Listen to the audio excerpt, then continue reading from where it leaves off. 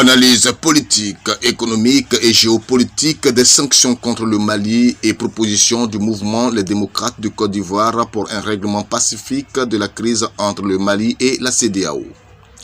Réunis en sommet extraordinaire à Accra, au Ghana, le dimanche 9 janvier 2022, l'UEMOA et la CEDEAO ont décidé de concert d'infliger de lourdes sanctions aux autorités transitoires et au peuple malien.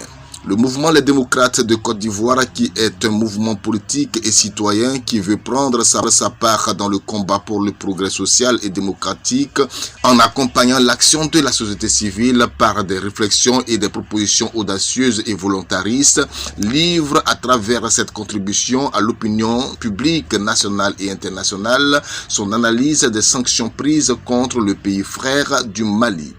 Ces analyses seront ponctuées de propositions à l'endroit des différents acteurs impliqués dans la crise. Une palette de 4 sanctions assorties de l'activation d'une force d'attente de la CEDEAO qui devra être prête à toute éventualité et d'appel à l'Union africaine, à l'Organisation des Nations Unies et à d'autres partenaires à prendre des sanctions concomitantes contre le Mali. Le mouvement Les Démocrates de Côte d'Ivoire constate avec regret mais aussi avec constance qu'au lieu d'aider les États en difficulté à s'en sortir, les organisations sous-régionales et régionales cherchent plutôt subtilement à les plonger. Cela a été le cas pour certains pays comme la Côte d'Ivoire et l'est encore aujourd'hui pour le Mali. Une guerre sournoise de leadership et des économies cachées derrière les manœuvres diplomatiques pour résoudre une situation de crise majeure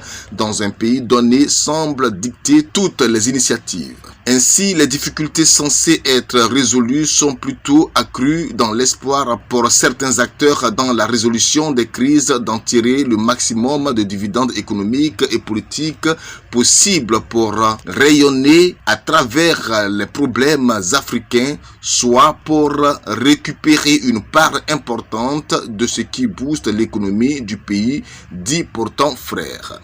Que gagnent politiquement et économiquement la CEDEAO et l'UEMOA avec les sanctions prises contre le Mali? Politiquement, les sanctions renforcent le pouvoir de la CEDEAO et de l'UEMOA, accentuent leur centralité et cadrent bien avec la conception autoritariste du pouvoir de bien des chefs d'État d'Afrique de l'Ouest. Mais il faut que l'on le sache. L'intransigeance affichée par les uns et les autres non rendue publique à cause du secret des délibérations n'est jamais gratuite. Elle est très intéressée avec l'espoir de gains politiques pour soi, pour faire bonne impression ou pour bénéficier du soutien requis le moment venu auprès d'un acteur tiers ou pour la persévérance du statu quo de la démocratie acclimatée. Ces manœuvres font partie de la diplomatie de l'ombre. En la matière, l'Afrique n'innove pas, les résolutions de crise étant l'occasion pour certains acteurs mondiaux d'obtenir des concessions ou des soutiens sur d'autres dossiers. En infligeant ces lourdes sanctions au Mali, les chefs d'État de l'UEMOA et de la CEDEAO cherchent à se prémunir des velléités pouquistes qui semblent être devenues pour certains peuples l'alternative politique face à des pouvoirs politiques issus d'élections démocratiques mais qui basculent très vite dans l'autocratie. Dans les faits, un faiseur de coup d'État et un violeur de constitution sont du même acabit. Ceci relève du principe. Mais l'un est accablé par la communauté internationale pendant que l'autre est félicité par cette même communauté internationale. Si l'on veut que la démocratie vive et reste elle-même dans l'esprit et dans la lettre du mot, il va falloir aussi punir les violeurs de constitution. Des militaires sont devenus malgré eux les garants de la démocratie dans la conscience populaire comme l'est l'État profond dans certaines hyperpuissances. Économiquement, que gagnent l'UEMOA et la CEDEAO avec ces sanctions? Un détour vers l'histoire serait la meilleure réponse. Quels ont été les effets des sanctions monétaires prises contre la Côte d'Ivoire en 2011 dans la lutte entre Laurent Gbagbo et Alassane Ouattara pour le pouvoir? Elles ont fait s'écrouler l'économie de la Côte d'Ivoire qui était déjà mal en point et dont les relèves n'a été assurée que par des crédits et des aides non gratuites qui enchaînent davantage le pays pour des générations et des générations. Les pays de la CEDEAO étant interconnectés et se ravitaillant chez les uns et chez les autres et exportant des biens par l'intermédiaire des uns et des autres, des sanctions prises contre l'un ont des répercussions désastreuses sur tout et sur le PIB de toute la sous-région. Comment peut-on ainsi accepter en toute conscience de se faire mal en faisant du mal à l'autre? Quelle est cette logique? Même si quelques pays peuvent tirer profit momentanément d'une situation de crise dans un pays membre de ces espaces communautaires, le gain le plus substantiel revient au batteur de monnaie qui se réapproprie son espace d'influence et rend son économie dynamique au détriment des économies sous-régionales.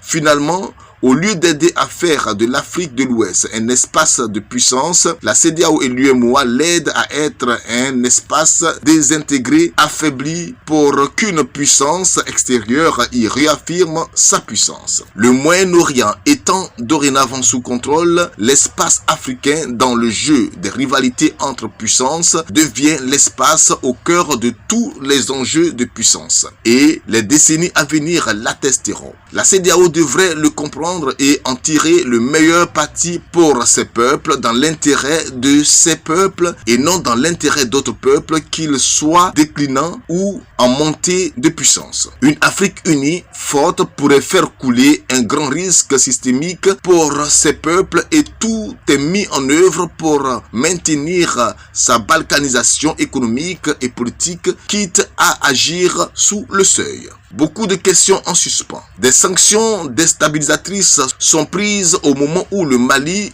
fait face à une attaque des terroristes djihadistes et a besoin de la solidarité sous-régionale. Comment peut-on ainsi envoyer un malade au cimetière au lieu de l'envoyer à l'hôpital? Voilà ce que la CEDEAO et l'UEMOA ont offert au peuple d'Afrique de l'Ouest et principalement au Mali. Au-delà des émotions suscitées par la question du terrorisme djihadiste, l'a-t-on suffisamment interrogé? La CEDEAO doit se réapproprier la crise malienne et la menace djihadiste en poussant plus loin la réflexion stratégique et en accompagnant le peuple malien vers les élections générales dans un délai qui convient à toutes les parties. Comment un acteur subétatique d'orientation religieuse peut-il aspirer à devenir un acteur supra-étatique puis étatique? De quels moyens dispose-t-il? Quelle est sa stratégie? Quelles sont ses projections de puissance? Quels sont ses soutiens? Comment le contenir? Où faut-il le contenir ou l'éliminer? À quel prix? Humain, économique, politique, diplomatique, etc.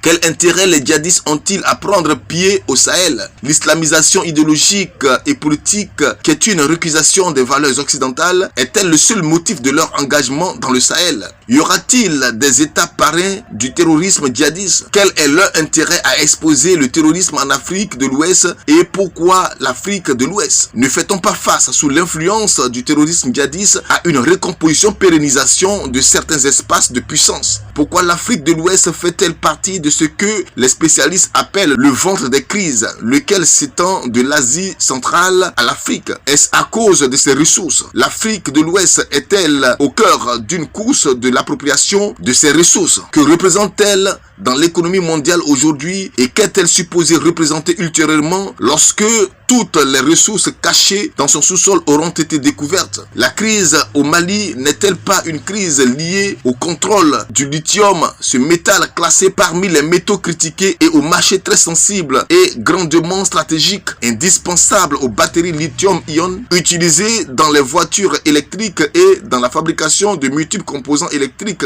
smartphones, ordinateurs portables, etc. Au moment où le basculement à l'électrique est devenu un enjeu écologique mondial, une tendance générale dans l'automobile et que la demande mondiale du lithium, selon les données disponibles, est prévue pour explorer vers 2030. De façon plus générale, le Mali n'est-il pas victime de ses ressources naturelles encore inexploitées mais déjà évaluées? Selon les projections, Le Mali, détenteur de la deuxième plus grande réserve prouvée du lithium en Afrique, après la République démocratique du Congo, sera le premier producteur de ce métal précieux en 2023 en Afrique de l'Ouest. La Namibie, le Ghana et la Côte d'Ivoire cherchent à entrer dans ce cercle restreint des pays producteurs de ce métal où se trouvent déjà le Zimbabwe et la RDC. Quels risques systémiques le Mali présente-t-il pour les équilibres régionaux et les intérêts géostratégiques et qui pourraient expliquer la situation présente? Voilà autant de questions d'orientation économique, politique, géopolitique et géostratégique que le mouvement Les Démocrates de Côte d'Ivoire voudrait voir la CEDEAO se poser et auxquelles des réponses appropriées sont attendues. La posture punitive ne semble pas pour le mouvement Les Démocrates de Côte d'Ivoire la meilleure à tenir dans l'intérêt de l'Afrique, dans la mesure où les sanctions prises sont des sanctions déstabilisantes pour la CEDEAO elle-même et menacent la sécurité et la stabilité de l'espace géopolitique CEDEAO. Entre deux mots, il faut choisir le moindre. Mais il semble que la CEDEAO a fait l'option du pire en apparence moindre. L'écroulement du Mali. Les sanctions visent à accélérer la désintégration du Mali plutôt que de la décélérer et certains pays comme la Côte d'Ivoire, le Sénégal et le Burkina Faso ont décidé de se faire harakiri alors qu'ils peinent à atteindre l'équilibre budgétaire avec les ressources internes collectées et que leur indice de développement humain reste toujours faible. Le diagnostic erroné du médecin.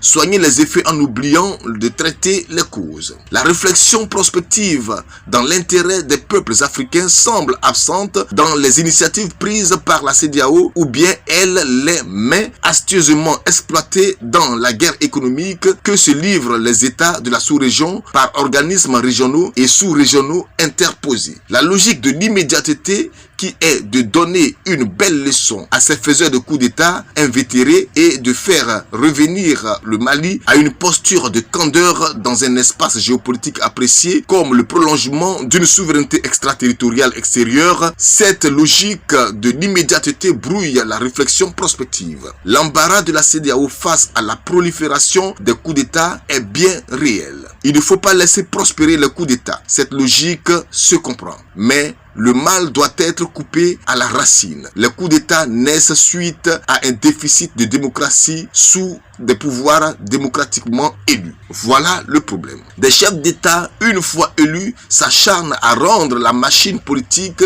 qui les a portés au pouvoir hyper puissante dans l'intention d'écraser toute opposition et de s'éterniser au pouvoir par des modifications constitutionnelles des plus farfelues, malheureusement soutenues et argumentées par des juristes constitutionnalistes et une partie du peuple. Ils positionnent leurs obligés comme juges des élections et caporalisent l'organe électoral pour s'assurer une victoire sans coup féril. Parfois, par peur de compétition ouverte, loyale et équilibrée, qui leur donne une marge de manœuvre limitée, ils utilisent des arguties juridiques pour éliminer leurs adversaires les plus coriaces de sorte à se retrouver avec des menus frétins qu'ils battent triomphalement à plate couture. Voilà le mal de l'Afrique de l'Ouest devant lequel la CEDEAO observe la politique de l'autruche et un mutisme des plus assourdissants. Souvent fois, comme dans un passé lointain, des coups d'État sont suscités par des acteurs extérieurs et estiment la gestion de certains États non conformes à leurs intérêts géopolitiques. Ces illégitimités-là sont acceptées, adoubées avec une compassion toute intéressée. Comment faire face à ces acteurs extérieurs nocifs pour l'Afrique? Il faut amenuiser leur pouvoir militaire avec des partenariats robustes non manipulés. Et ça, la manipulation d'équilibre serait de sauver la démocratie et de garantir avec intelligence les intérêts de ces acteurs. Malheureusement, ceux-ci, monopolistes, ne prospèrent pas en milieu démocratique africain et c'est tout un problème pour nos États. Certains chefs d'État qui l'ont compromis et font le choix de l'autocratie pour pérenniser leur pouvoir avec l'accord tacite de ces acteurs puissants. Les Assimi Goïta, les Laurent Gbagbo, il y en aura comme il y en a les Patrice Lumumba, Thomas Sankara et Jerry Rawlings. C'est une dénommée à intégrer aux analyses prospectives face aux enjeux démocratiques et économiques de ce 21e siècle et dans le cadre d'une réflexion de l'intégration sous-régionale comme un projet de puissance. C'est une hydre dont les têtes poussent de façon cyclique. Les solutions de l'immédiateté perdront de leur pouvoir et de leur intérêt quand les changements mondiaux en cours auront remplacé l'ancien monde.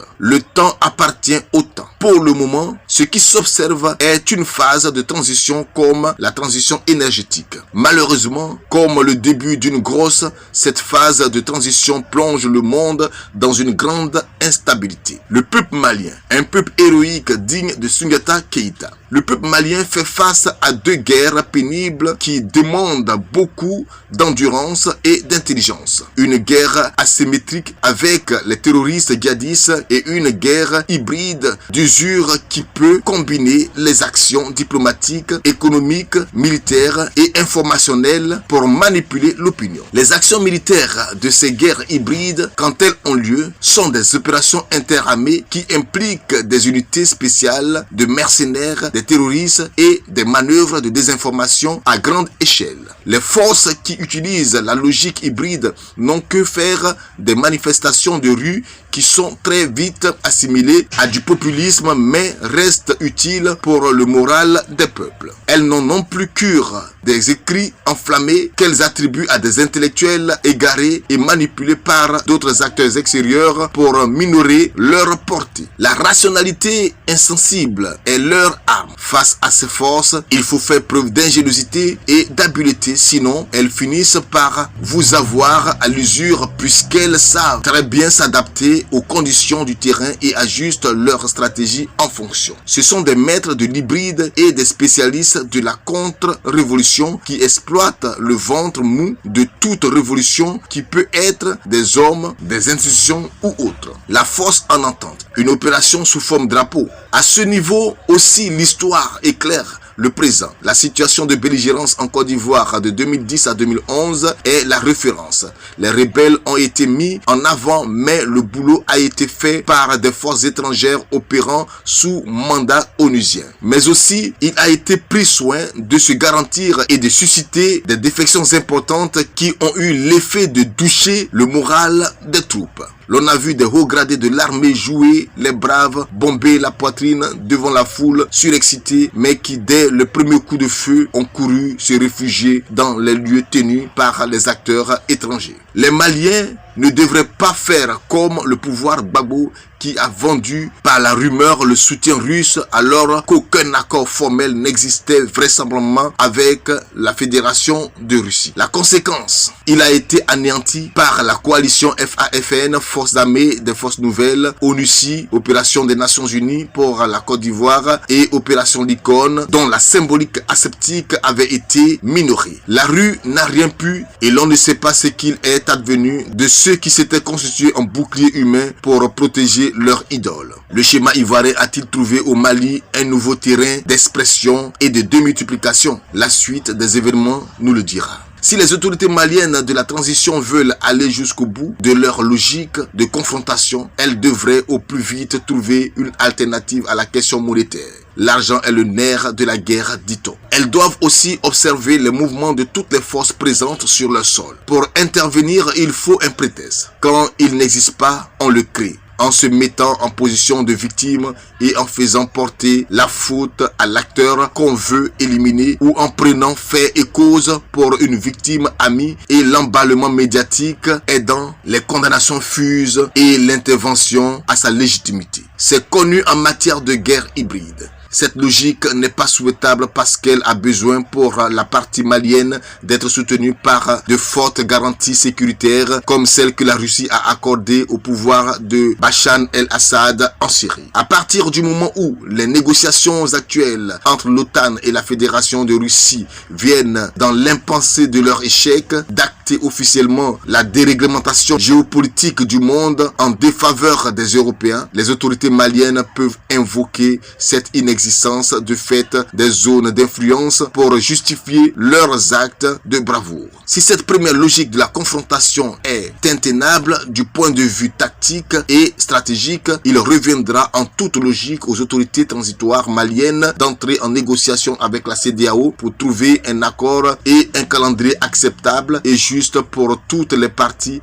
afin d'éviter le sort du pouvoir Gbagbo. Notre projet de règlement de la crise entre les autorités transitoires du Mali et la CEDEAO. À moins qu'il s'agisse d'une ruse pour pousser certains acteurs extérieurs nocifs à la faute, comme dans un jeu d'échecs, le mouvement Les démocrates de Côte d'Ivoire estime que les autorités transitoires du Mali ont manqué de pédagogie vis-à-vis des chefs de l'État de l'institution communautaire. Les 5 ans proposés par les assises nationales de la refondation pour la durée de la transition correspondant à un mandat présidentiel constitutionnel ne pouvaient être acceptés. Ils auraient dû être présentés comme une base de travail modulable. Considérant que l'emploi de la force militaire par la CEDEAO et l'utilisation de l'institution monétaire comme à des fins géopolitiques et géostratégiques sont incompatibles avec des principes de fraternité, de bon voisinage, de relations mutuelles, de coopération et de sécurité dans l'espace ouest africain, considérant que l'usage de la monnaie commune comme arme de guerre est nuisible aux économies de la sous-région, considérant que les sanctions économiques contre le Mali aggravent la situation économique de ce pays frère et nuisent aux autres économies de la sous-région, considérant que certaines des sanctions prises sont de nature à aggraver la situation sociale et sanitaire dans un pays meurtri et risquent de fragiliser davantage et durablement les couches les plus défavorisées, considérant que tout conflit armé avec les forces attentes de la CEDEAO sera une menace pour la stabilité du Mali et de la sous-région et ne fera que favoriser une extension plus rapide du terrorisme en Afrique de l'Ouest, le mouvement Les démocrates de Côte d'Ivoire demande à l'UEMOA et à la CEDEAO de surseoir aux sanctions économiques et financières prises contre le peuple frère du Mali. Le mouvement Les démocrates de Côte d'Ivoire demande à la CEDEAO